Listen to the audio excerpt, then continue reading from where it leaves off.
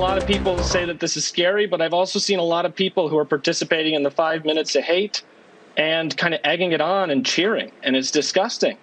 People threatening my life. I can't go home tonight. This is not just, our civil liberties. They can shut down $1 billion company. And they did. Parler pushes back their CEO with Tucker last night in fear for his life as the platform, Parler, sues Amazon for suspending access to their web servers.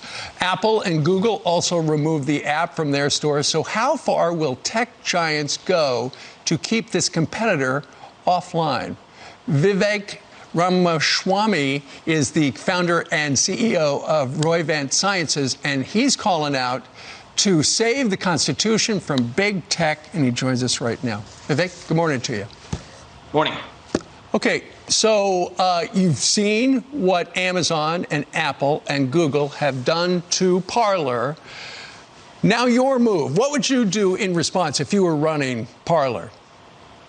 Yeah, so I would sue in federal court now. This is the argument I make in print in today's Wall Street Journal, actually, that all of these tech giants need to actually be treated in court like state actors subject to the First Amendment. And it's a novel argument.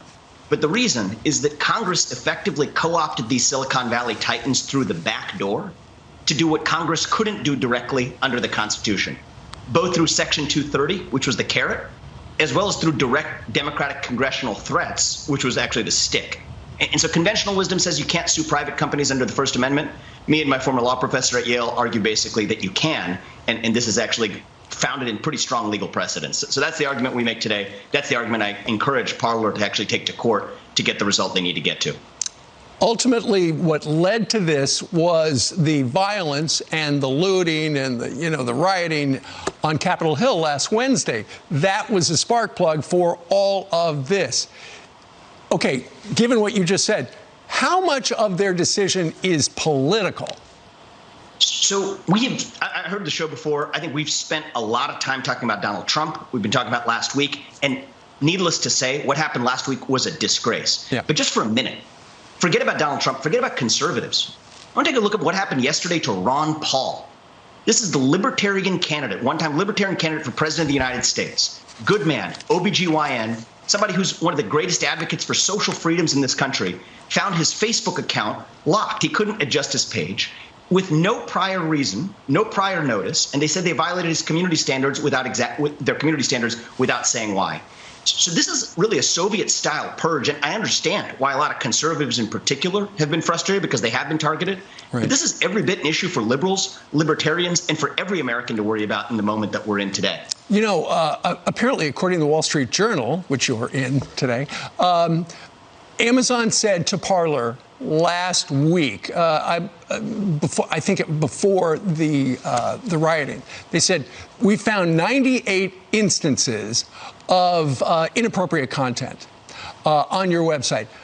A lot of them, Parler had already taken down. And on the day of the rioting, Amazon reached out and they said, there's some inappropriate stuff there. Parler came back the next day and they said, okay, we've done this. We've got these jurors, these moderators. And then Amazon said, okay, it's resolved. Then one day later, what happens? Amazon, Apple, Google, boom, they killed him. These guys change the rules on the fly. There is no process. There's no due process. They're not constrained by the Constitution. Now, I want to be, clear here. Let me tell you about my own personal experience on Parler. I joined Parler earlier this year. I actually write a lot about woke capitalism. I'm an ardent opponent of this new trend of woke capitalism, the kind of thing that you see Forbes announcing earlier this year, like you talked about on the show. Right. I posted on that. I posted on woke capitalism on Parler. And the first response I got, just to be clear about it, I won't be as explicit. I got somebody telling me, shut the F up, you effing foreigner. Funny thing is I post the same things on Twitter. And the thing I hear is, burn in hell, you Republican. The interesting thing here is we're not claiming that the internet isn't a dark place, that there isn't a lot of people who really operate and speak in ways that aren't becoming of what it means to be a civil American. But what we're seeing right now is a crackdown uniformly on one side of that, with a political targeting bent to it. I think that's what makes for the First Amendment violation that we ought to be most worried about. Great conversation. Vivek Ramaswamy, founder and CEO of Roivant Sciences. He's got a book coming out called Woke Inc. It's coming out in the summer. Look for that. Sir, thank you very much. Thank you. All right.